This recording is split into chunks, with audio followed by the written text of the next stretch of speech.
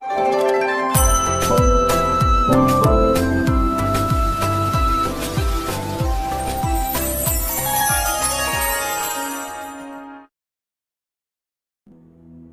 जगन्नाथ मु दिवाकर दास आपण मान प्रणाम करुचे। अक्षय तृतीय पर शनिवार अति गुरुत्वपूर्ण होता है। शनिदेव आम जलाभिषेक करूँ आउ जो जलाभिषेक धनीदेव प्रसन्न हो आम परिवार मंगल करते।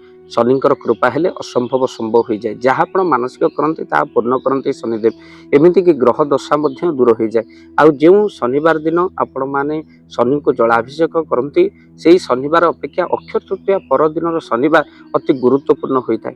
तो से शनिवार दिन आपण जदि शिवंकर मस्तक जमी जलाभिषेक करमती शनि जमी जलाभिषेक करती तार फलस्वरूप आपण मानकर परिवार तथा विश्वर मंगल होता है। जदि आप प्रार्थना विश्वपाई करते किंतु यही जलाभिषेक कला बेले किछि नियम रही जहाँ आपण को निहाती भाव मानवा पड़ो। तो आपण कौन करेंगे आपण शनिवार प्रातः मुहूर्त उठी अक्षय तृतीय पर शनिवार प्रातः मुहूर्त उठी शनिदेवंकर मूर्ति रे आपण मान जदि जलाभिषेक करचंती तो मन रखि थांतु केबे भी आपण सामना पटु जलाभिषेक करंतु बाम पटे छिड़ा है किंबा डाहण पटे छिड़ा है कि जलाभिषेक करंतु। किंतु एमिति भी नियम अछि शनिदेवंक मूर्ति रे केबे भी जलाभिषेक करिबा कथा नुहे। तो सहित मध्य आपणकर अपराजितार फूल अनेक शनिक पई शुभप्रद होइथाय बा खुशी होइथांती शनिदेव। तो आपण अपराजितार फूल मध्य लागि करि परिबे। तो सहित मध्य आपण कला वस्त्र आपण निहात भाव में पिंधतु। किंतु आपण जो मंदिर को जाउचंती शनि मंदिर को से मंदिर रे जदि मूर्ति अच्छी मूर्ति उपर केबे भी जलाभिषेक करंतु नहीं। तार नियम मध्य रही फूल चढ़ाई पारे आपण दीप लगे पारे शनिकर मूर्ति सामने हेले आउ एक नियम मध्य मानिबा दरकार शनि को केबे भी पछ करी आपण आसंतु नहीं। जलाभिषेक कर सारा पर आपण केबे भी पछ करी आपण आसीबेनी अर्थात सीधा सीधा मुह करी आसीबे किछि बाट गला पर आपण बुलंतु। तो सहित मध्य शनिकर गायत्री पाठ करेंगे ओम सं शनिश्चराय नमो ए मंत्र को 108 थर आपण पाठ करें। खाली से नुह शनिदेव नजर सहित नजर केबे मिलांतु नहीं। तो सहित मध्य शनिदेव पूजा रे आपण केबे भी तंबा बासन केबे भी व्यवहार करंतु एमती तंबा लोटा केबे व्यवहार करंतु नहीं जहाँकि शनि भल पाते नहीं। शनिदेव उपरे आपण जल चढ़ाई सारिबा परे सूर्य को निहाती भाव में जल चढ़ातु बा प्रणाम करंतु कहीं सूर्यंकर पुत्र होउचंती शनिदेव। तेणु पिता को प्रणाम कले शनि बहुत खुशी होता। खाली से नुह आपड़ केबे भी प्लास्टिक रो जो कलश रे केबे भी शनि ऊपर जल चढ़ातु ना। तो सहित मध्य आपण तेल भी जदि चढ़ाऊँच प्लास्टिक रे डायरेक्ट आपड़ तेल चढ़ातु ना। तो सहित मन रखि था आपड़ सोरिष तेलर दीपटे शनि मंदिर किसी लुहा कंटा पके आप जानतु। जदि आपण शनिकर कौन सी मंदिर को आप जापर ना कि शनि स्तंभ आप कौन कर जल चढ़ई पार ना घरे कौन करें ना शनि को पूजा करें। अर्थात आपण कौन करें फूल अपराजित फूल शनि अतिशय प्रिय शनि को स्मरण कर एक नड़िया उपर आप शनि को स्मरण कर जल चढ़ई पारे। आ तसहित शनि को अपराजिता फूल समर्पण करें।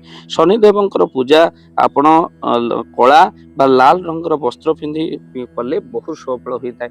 आउ 7 थर किंबा आपण 11 थर किंबा 108 थर आपण निहाती जल चढ़ातु। केबे भी आपण गोटे जल केबे गोटे गरा जल केबे भी चढ़ातुनी आपण 7 थर। जदि आपण गोटे गरा जल नहीं ताहा 7 थर करी चढ़ातु बा 108 थर कि 11 थर करके आपण सं शनिश्चराय नम ये मंत्र को पाठ करी आपण चढ़ातु। आ शनि को विश्वर मंगल पे प्रार्थना करंतु जहाँ अतिशय तेणु अक्षय तृतीया पर शनिवार आपणकर परिवार पे बहुत मंगलमय हुए जदि आप शनि ऊपर जलाभिषेक करते। तेणु ये वीडियो को बहुमात्रा शेयर करंतु बहु लोग जानती ना ये कथा को। किंतु आप जदि शनि मंदिर को जाना ओस्त गछ मूले दीपटी आप जातु ताधरे आप लुहा कंटा टी पकई दीप निश्चिंत भाव में शनिवार दिन आप जानतु अक्षय तृतीया पर दिन शनिवार ता सहित आप जलाभिषेक ओस्त गछरे करें।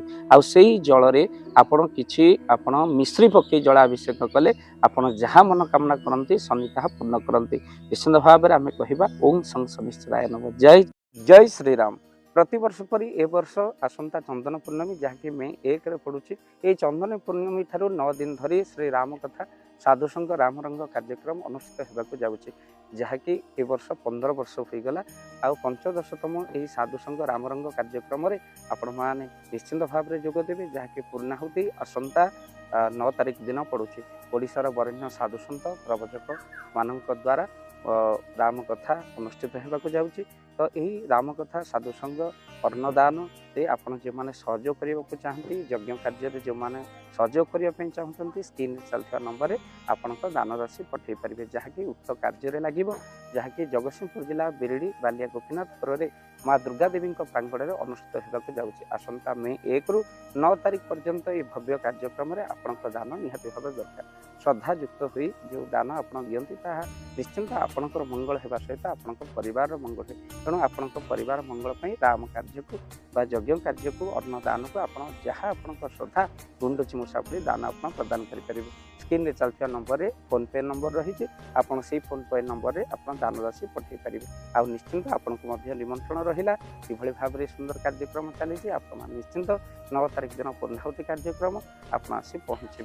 तो आपको निवेदन रहा 9 दिन भितर जो दिन आप आसी पहुँच पारे कि संध्या समय राम कथा चलते समस्त प्रणाम करुच्ची। जय श्री राम।